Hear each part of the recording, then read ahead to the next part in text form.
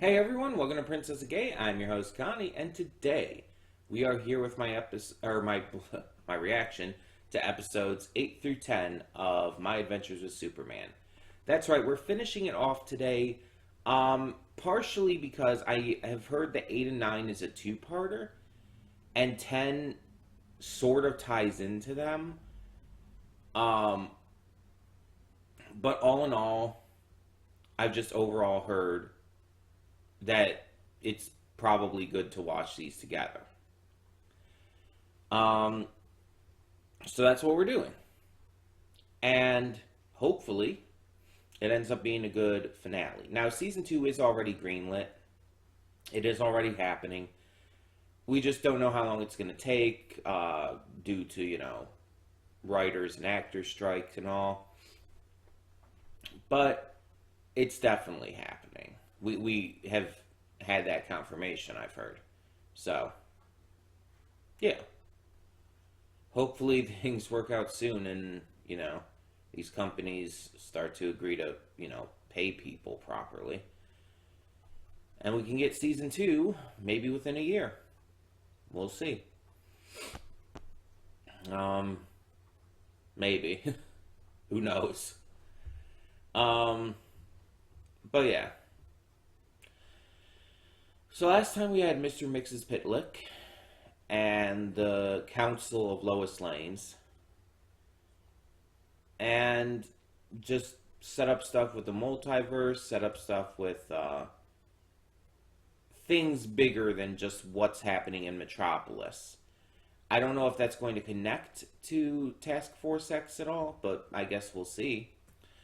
Um, I'm assuming that within this three-part finale, you could say, we're gonna focus on them.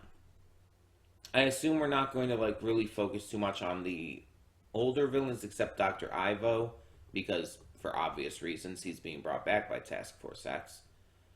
But I believe we're truly gonna focus on them, and finally, maybe even get some answers. That's what I'm thinking.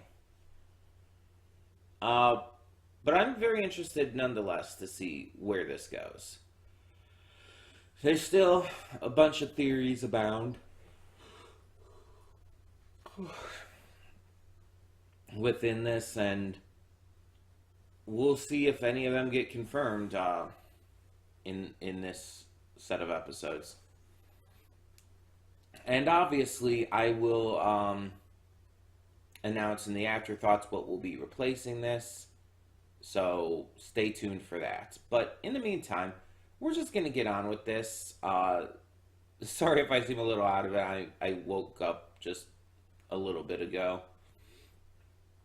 So let's just get this going. When the screen fades to black, pause this redirect and go to the description below. Follow the link to the reaction, and after you watch it, come back here to the redirect and resume play. Because after it fades to black and then it fades back in, everything from that point forward will be my afterthoughts and contain spoilers to the episodes. So, with that being said, thank you so much for tuning in, and I'll see you at the reaction. And we are back, and we'll begin with spoilers in 3, 2, 1, now. So I can see why the 0-day two-parter is a separate two-parter from the final episode, technically. They are notably separate. The 0-day two-parter centers around Superman being captured, and Ivo kind of being the final antagonist of that specific arc, for lack of a better word. And then the final episode focuses on Sam being the final antagonist for the moment, obviously with Task Force X now under Waller's control. Kind of obvious that they're going to come back into play in season 2. But Sam is kind of the antagonist there, and he does make the right decision in the end, but you could tell he's still not on Superman's side. And he didn't find out it was Clark, so there's that too. But yeah. We also had Brainiac and the unnamed Krypton warrior. So Brainiac was the one who did the report there at the end. I would not have guessed that was Brainiac at all, actually. A very different interpretation of Brainiac that I think I've ever seen. Um, and the one that I saw in like Superman Red Sun when we did that movie was pretty different too, but not as different. Like this is probably the most different version of Brainiac that I've seen. Now, the unnamed Kryptonian warrior mentions the kneeling thing, and I said, oh, that's got to be Zod then. I guess it could technically be someone working for Zod. The fact that that they're voiced by Carrie Walgren does kind of throw me off. And the fact that they do have the House of L's symbol on their armor. Because I don't think Zod is part of the House of L, is he? I don't think so. But, I mean, unless they do something different, which is possible for this series. But,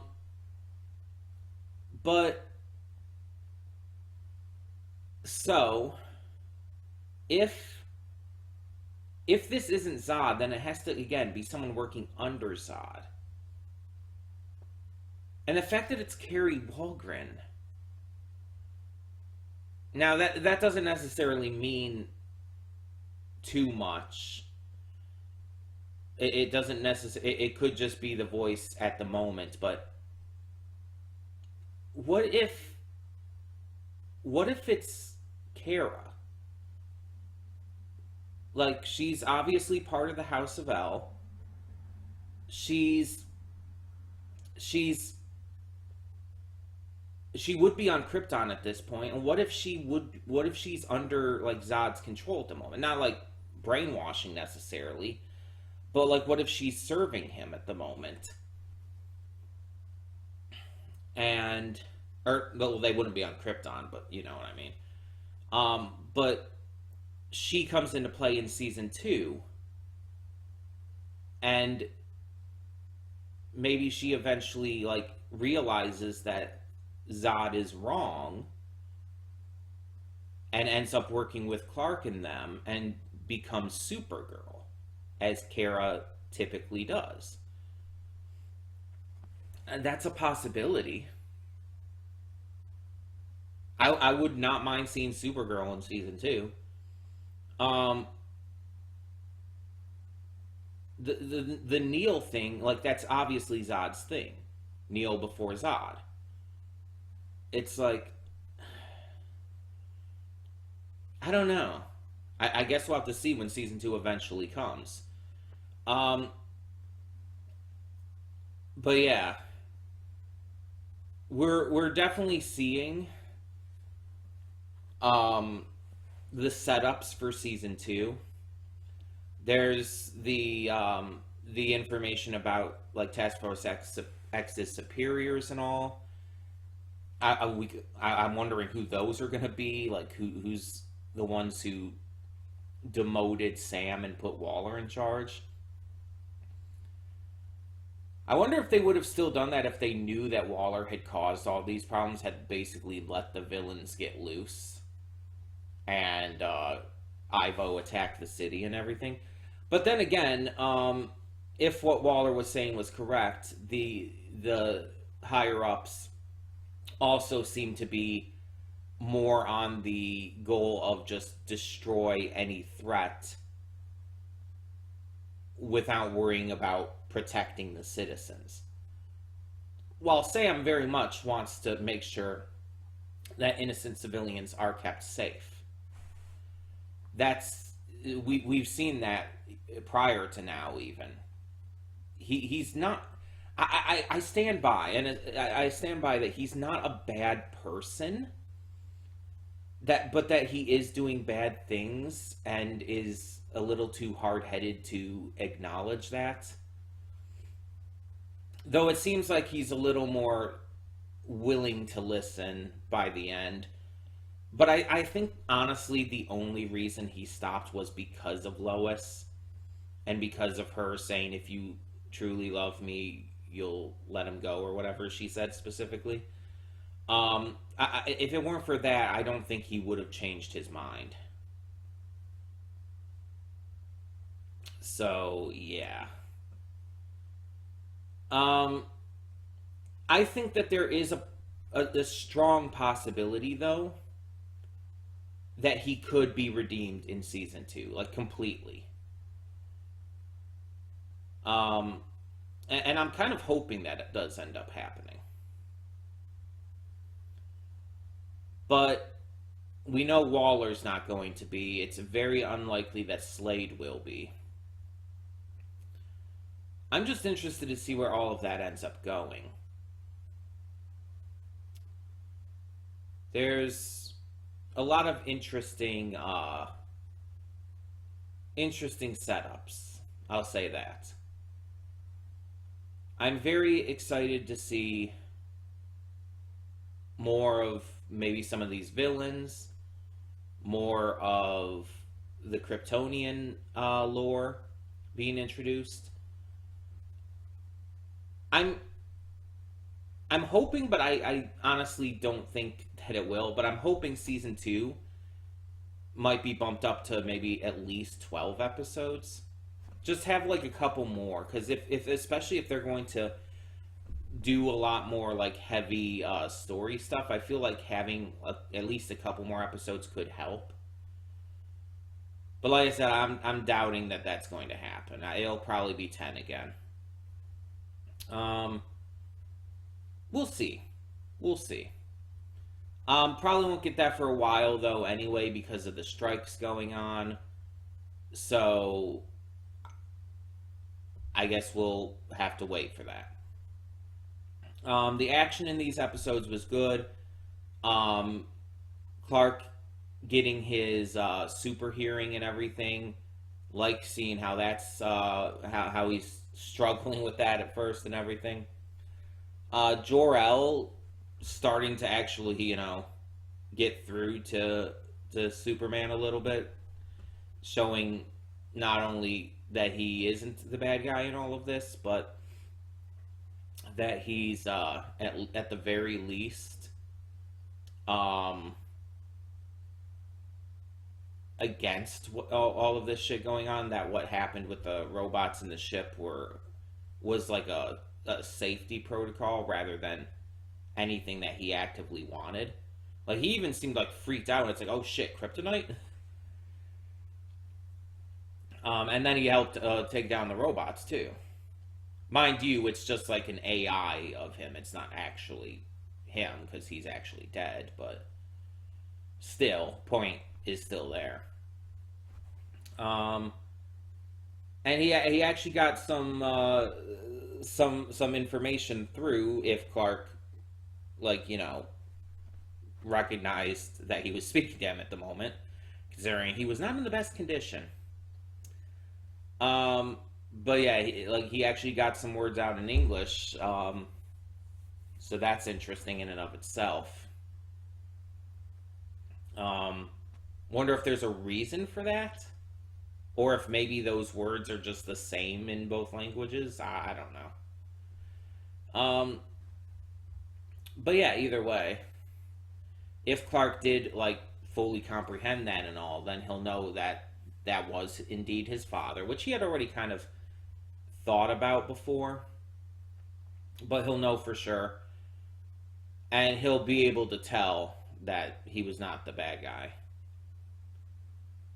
So yeah, it's going to be interesting to see where this all goes. There's a lot, like I said, a lot of setups, a lot of interesting action. Who knows if Dr. Ivo's going to come back again at this point? I'm kind of hoping not. Like I'm hoping like with that big kaiju battle at the end, it's like it's kind of just his big final hurrah that he is done after this.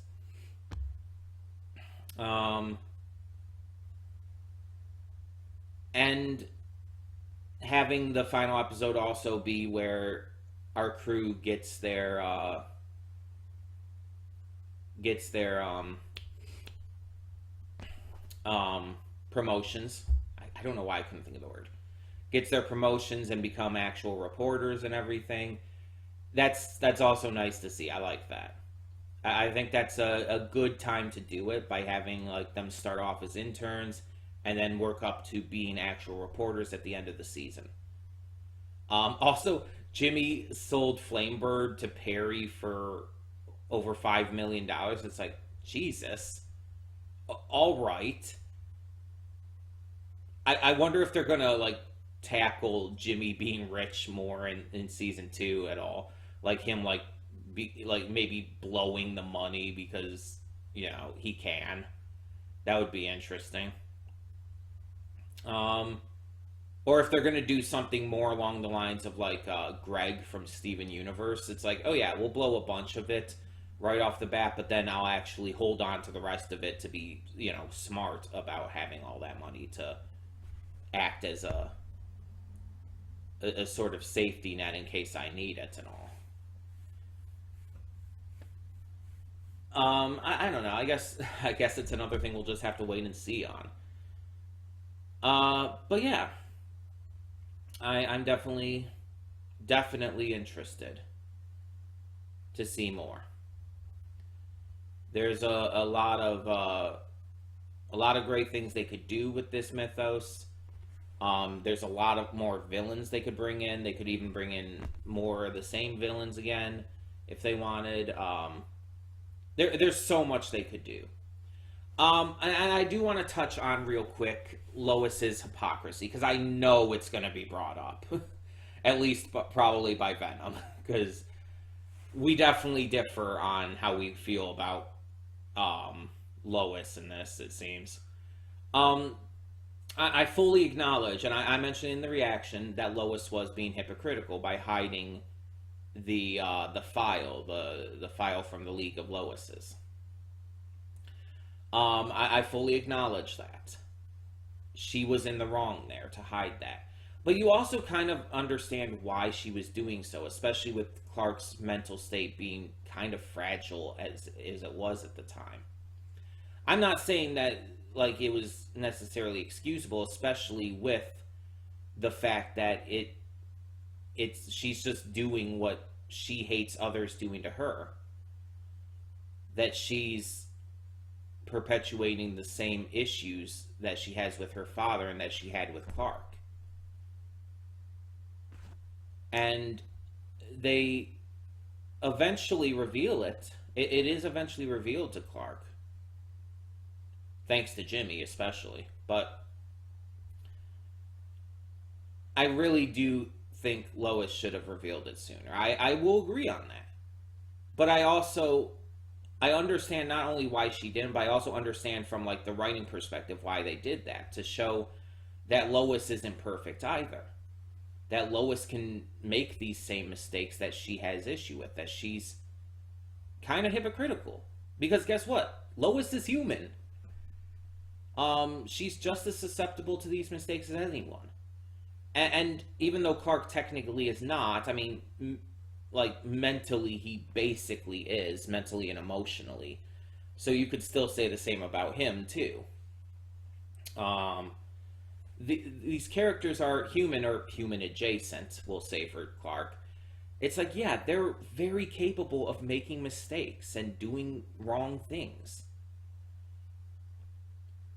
And again, I don't think Lois was in the wrong for getting upset and everything at Clark for hiding that he was Superman. I still think she was entirely in the right to get that upset. And I would be just as agreeable if Clark ended up getting super upset over Lois hiding that. I would. It would be just as valid, just as legit. It goes both ways. Lois can't expect that level of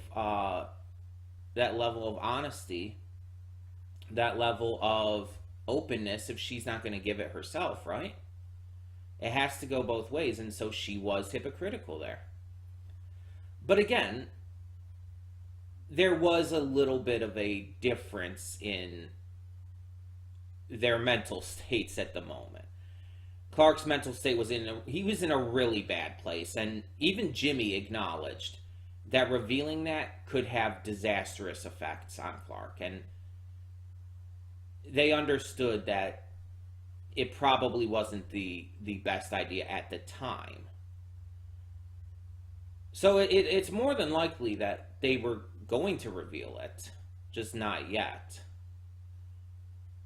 But I still think she should have revealed it sooner and helped him through it. You know what I mean? Helped him through the obvious, like, emotional issues that it would cause. Because it definitely would. But it's, again, it's already figured out. It's already fixed. He already found out. So that kind of plot point is over now anyway, unless he confronts her about it at the start of the next season. But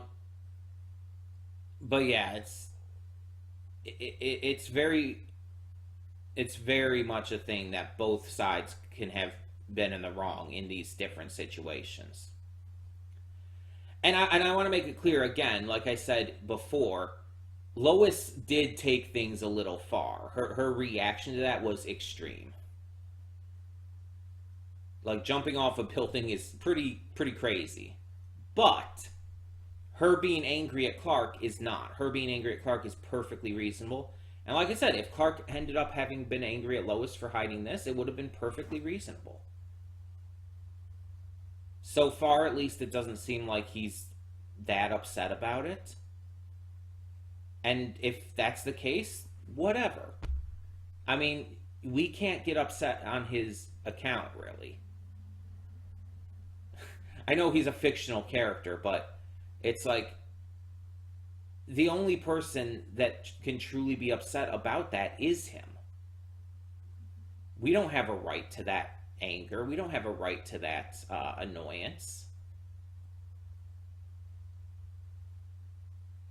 It's not really our place. It doesn't have anything to do with us other than just the fact that we're viewers. We're experiencing it. So honestly, in my opinion, if Clark didn't get angry, then I'm not angry.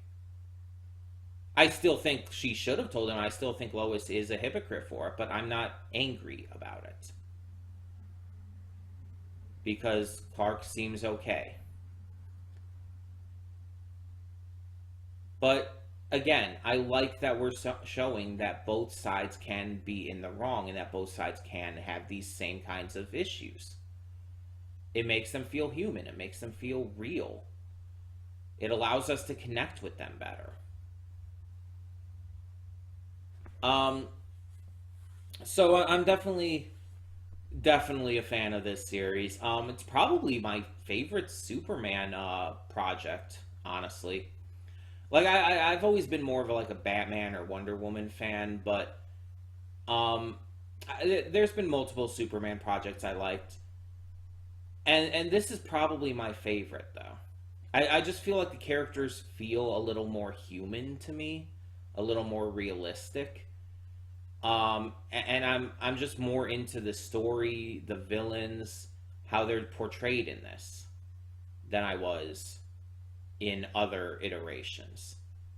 And again, it's not to say that I haven't liked other iterations. I have, but, just comparatively.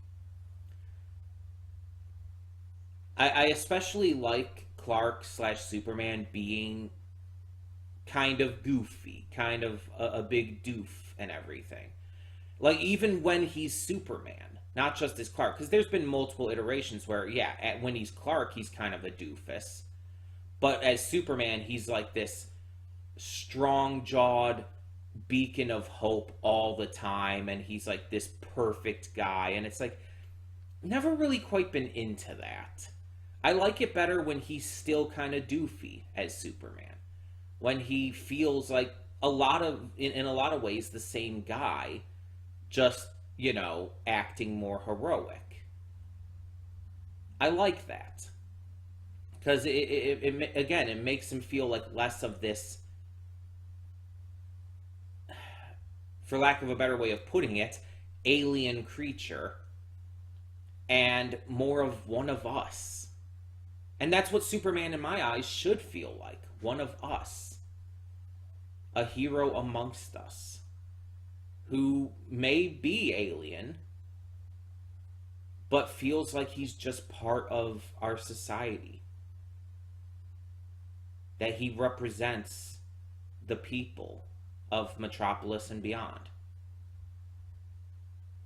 If you make him seem too stoic and too perfect and too foreign, it's like, too foreign is a really bad way to put that. I apologize.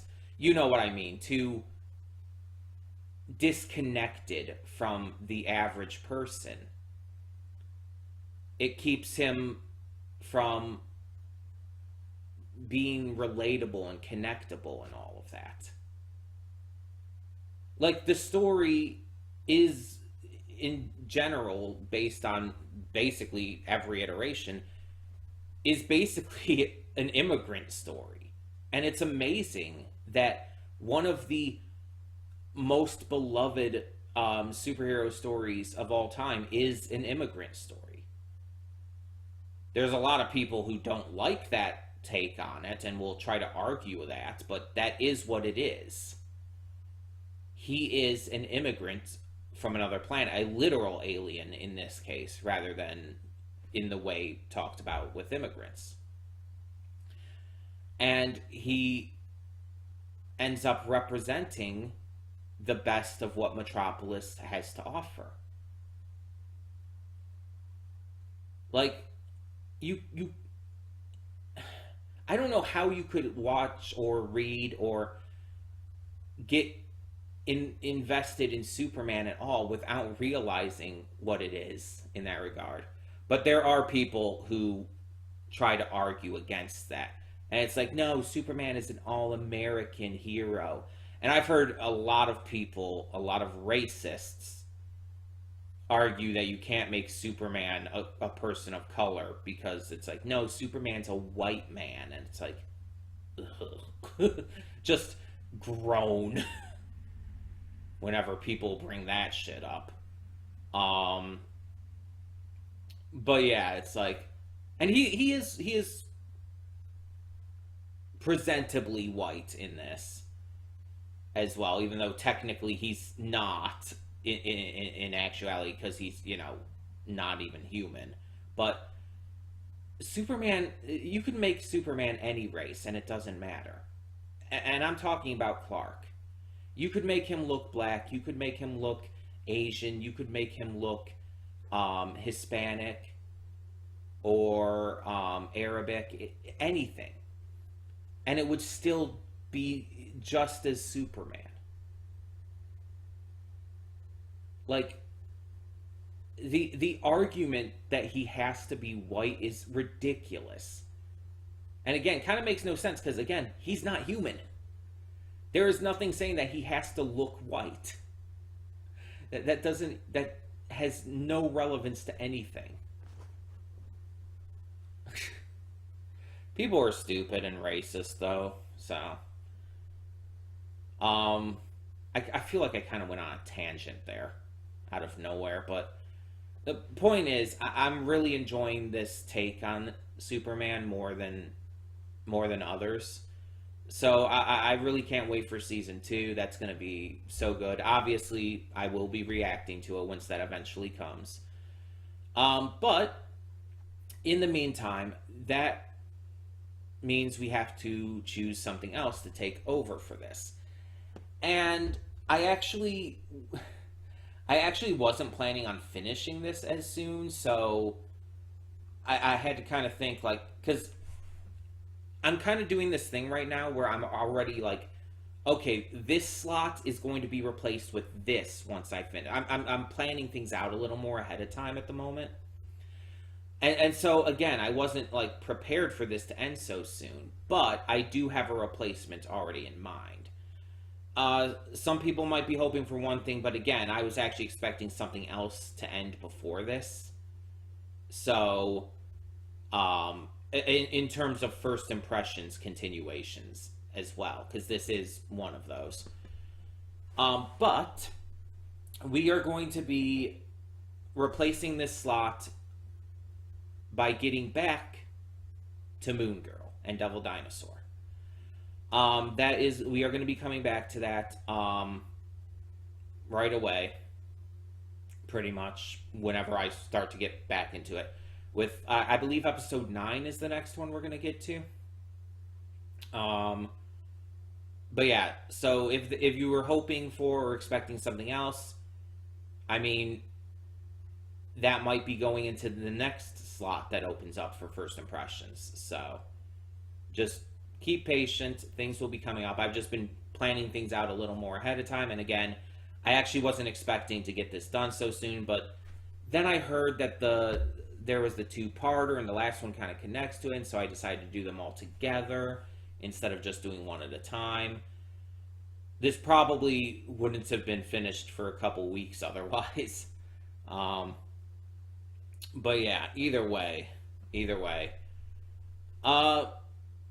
Tell me in the comments below what you thought of these final 3 episodes of My Adventures with Superman, Season 1, at least. And thank you so much for tuning in. Like I said, Moon Girl and Devil Dinosaur will be returning pretty much right away when I can start to get to it, probably next week. In the meantime, though, thank you all so much once again. For now, I'm Connie, and I'm signing off. See y'all next time.